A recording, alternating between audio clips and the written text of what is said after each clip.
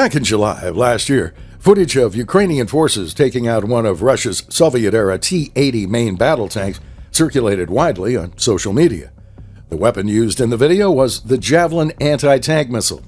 This advanced weapon has undoubtedly played a significant role in the country's survival over the last year. Soldiers are even known to refer to the weapon as Saint Javelin, protector of Ukraine. The Javelin's work isn't finished. On Monday, the Biden administration announced additional assistance for Ukraine in order to meet the country's critical security and defense needs.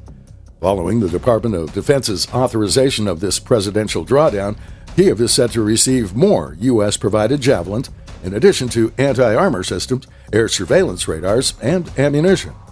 The FGM-148 Javelin first entered service in the mid-1990s to replace the aging M47 Dragon. Multiple variants of the anti-tank missile launcher emerged over the years, and the current model is the FGM-148F.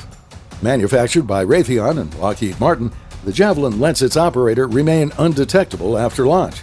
After the weapon is fired using the attached command launch unit, the missile ejects and travels at a rate of 1,000 feet every 7 seconds while being guided by an infrared seeker. The Military Times elaborates on this process.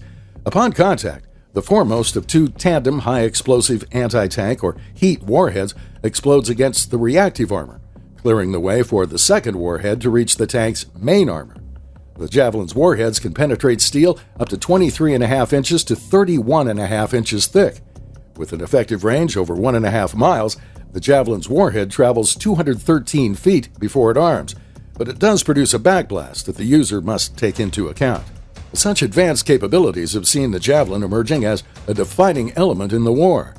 The system's fire and forget feature allows Ukrainian soldiers to maneuver into attack positions against Russian forces before scattering to evade a counterattack.